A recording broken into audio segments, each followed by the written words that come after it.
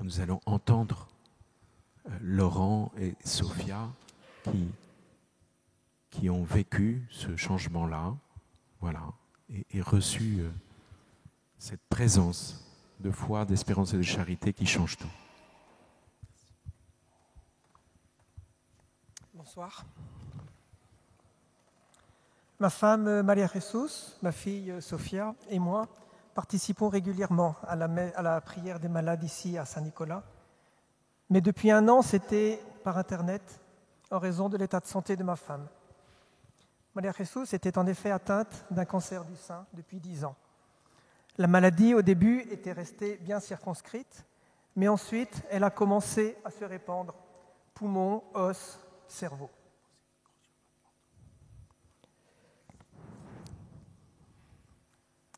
En septembre 2022, il y a 1 an, ma femme a dû être hospitalisée.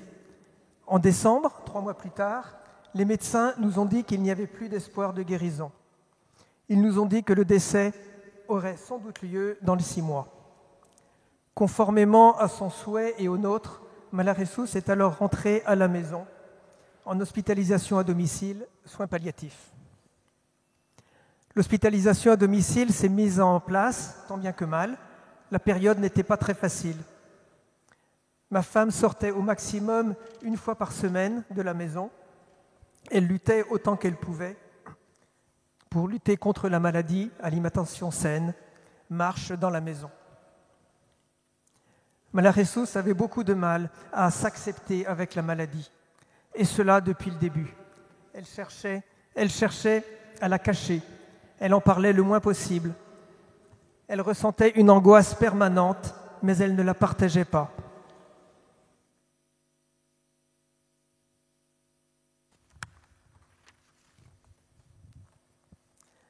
Elle se sentait très seule dans son combat contre la maladie. Elle était dans un état de stress continu. Elle se rendait bien compte que ce n'était pas bon pour elle, pour sa santé, mais elle n'arrivait pas à se calmer, à être plus sereine, en dépit de tous ses efforts. De plus, elle ne faisait pas vraiment confiance aux médecins et elle avait, avec l'ensemble du monde médical, des relations extrêmement tendues. Pour couronner le tout, au mois de février dernier, en voulant aménager une salle de bain plus accessible pour ma femme, j'ai fait une très mauvaise chute d'une échelle et je me suis fracturé une vertèbre dans le bas du dos. Cela me gênait dans mes déplacements et me handicapait surtout pour aider Maria Jesus à bouger. Malgré tout, durant cette période d'hospitalisation à domicile, il y avait aussi de bons moments et la prière de malades de Saint-Nicolas-des-Champs que nous suivions chaque week-end par Internet en faisait partie. Le dimanche 19 février, ma vertèbre était fracturée depuis 2 semaines et alors que nous suivions la prière par Internet, nous avons entendu la parole de connaissance suivante. Il y a une femme qui prie pour son mari qui s'est blessé dans le bas du dos en tombant d'un escabeau. Elle n'ose pas demander au Seigneur sa guérison, mais elle est quand même venue prier pour lui. Le Seigneur vient ce soir guérir complètement son mari. Le Seigneur vient aussi visiter le cœur de cette femme.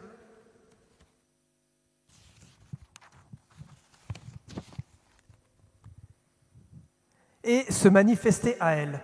Elle va ressentir une guérison profonde de son cœur. Elle sera libérée de ses scrupules, de ses angoisses. Le Seigneur l'invite à le louer régulièrement. Merci Jésus, gloire à toi. Entendant cette parole de connaissance, ma fille Sophia a aussitôt demandé à sa maman, « Maman, tu priais pour papa ?» Ma femme, qui était fatiguée et avait du mal à parler, a fait oui de la tête. Sophia lui a reposé la question. Elle a obtenu la même réponse. J'étais ébahi. Ma femme était en soins palliatifs. Sa santé s'était fortement dégradée au cours de ces tout derniers jours. Et pourtant, c'est pour moi qu'elle priait. Là-dessus, Sophia a dû nous laisser pour regagner l'île où elle travaillait dans la semaine. Elle était convaincue que cette parole de connaissance pouvait nous concerner. Pour ma part, je dois dire que j'en étais beaucoup moins sûr.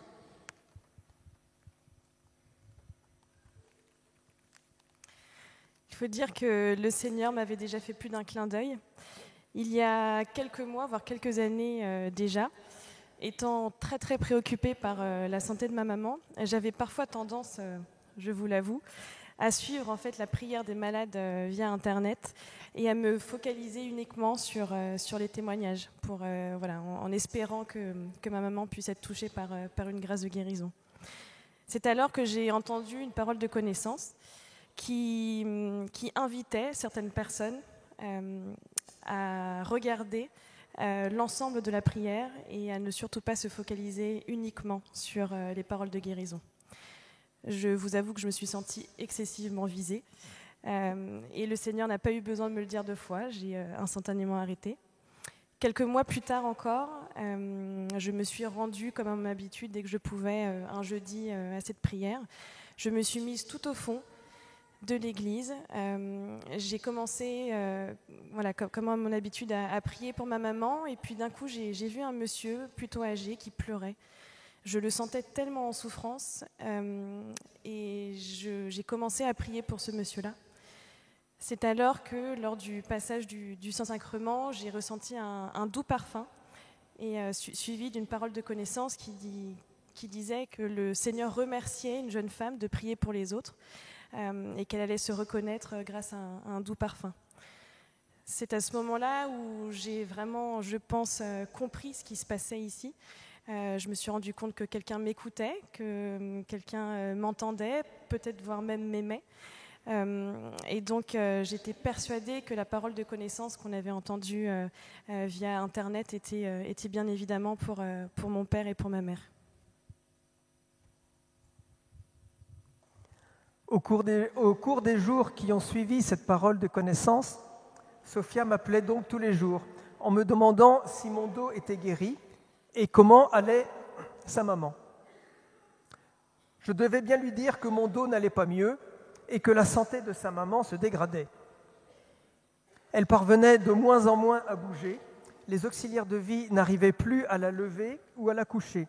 J'ai dû le faire à leur place, malgré ma vertèbre fracturée. J'avais parfois l'impression de prendre des risques pour mon dos.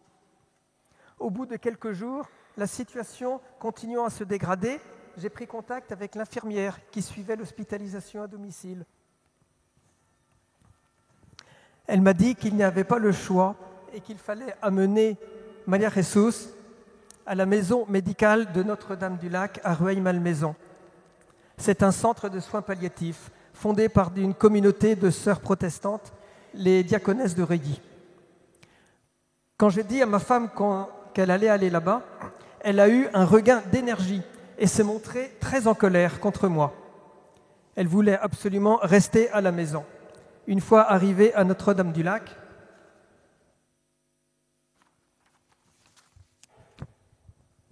elle a été relativement agressive en parole avec le médecin et avec les infirmières et m'a dit qu'elle partirait dès le lendemain.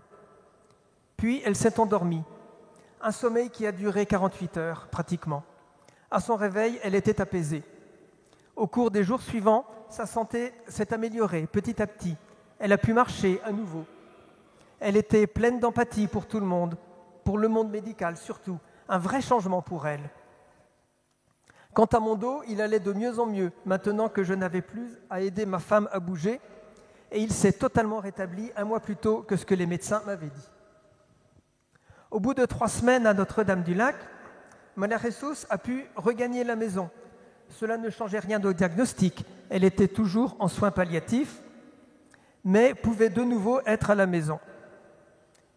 Et c'est une autre Maria Jesus qui est revenue. Elle était pleine de sérénité, d'acceptation de sa situation, d'empathie pour toutes les personnes qu'elle voyait. Et elle s'est mise à prier avec une simplicité, une spontanéité désarmante. Elle qui, depuis des années, cherchait à prier et n'y parvenait pas, c'est en tout cas ce qu'elle me disait, s'émerveillait elle-même de la facilité avec laquelle elle le faisait désormais. Une prière pleine de remerciements et pleine de demandes, surtout tournée vers les autres. Elle priait avec les 2 auxiliaires de vie qui se relayaient dans la journée pendant que j'étais au travail, l'une catholique, l'autre musulmane.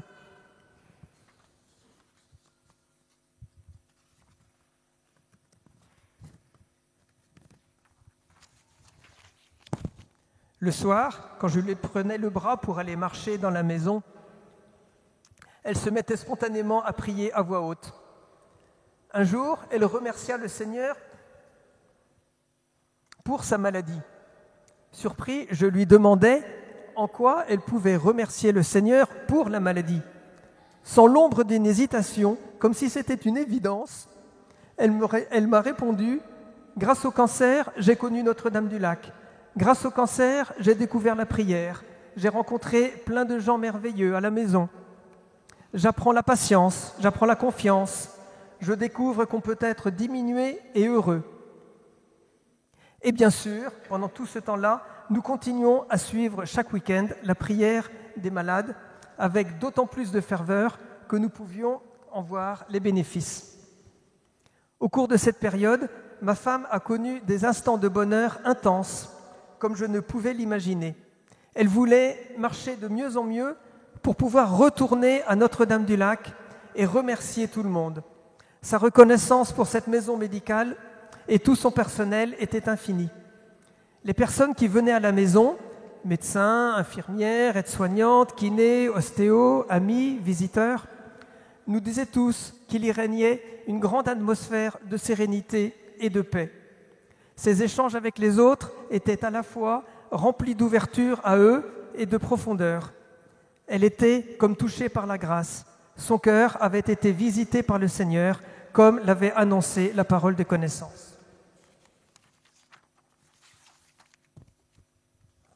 Cette période merveilleuse a duré 2 mois et demi, jusqu'à la fin du mois de mai.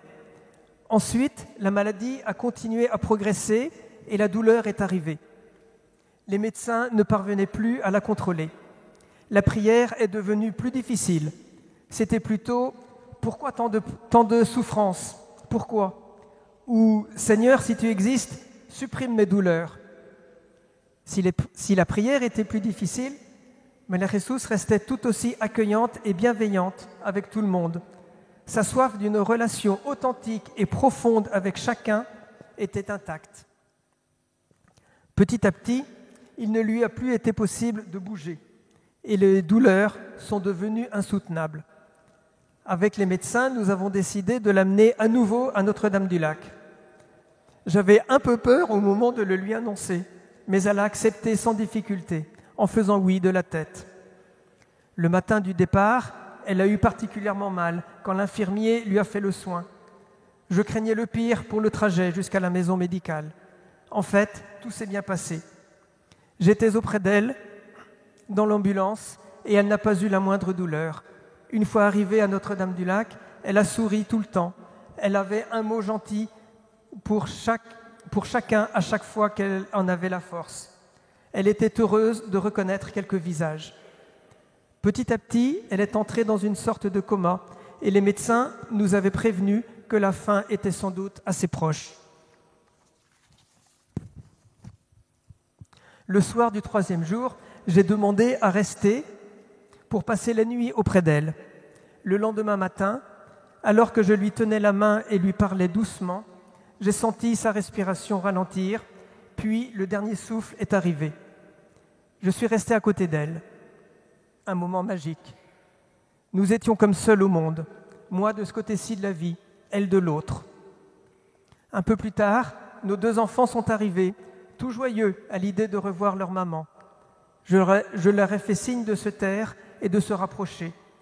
Ils ont compris que leur maman était décédée. Nous sommes restés ainsi, tous les 3, à nous recueillir auprès d'elle un bon moment. Puis, nous avons appelé l'infirmière qui a confirmé le décès. Chaque semaine, depuis des mois, voire des années, nous prions avec l'Assemblée de Saint-Nicolas-des-Champs pour une guérison physique de ma maman. Et c'est finalement son cœur que le Seigneur est venu toucher. Et aujourd'hui, c'est le souvenir des derniers mois que nous gardons dans nos cœurs. Ce n'est finalement pas forcément une personne malade que nous voyons, c'est une personne totalement apaisée, en paix avec le personnel médical, sereine, heureuse, rayonnante, qui a vraiment empli sa propre maison de bonheur. Elle nous manque évidemment terriblement. Son absence est douloureuse, mais le souvenir de ces quelques mois de vie sont vraiment un immense réconfort. Merci Seigneur pour cette guérison de l'intérieur que tu es venu opérer pour ma maman. Une guérison finalement si spectaculaire. Et merci de nous avoir permis d'en être les témoins.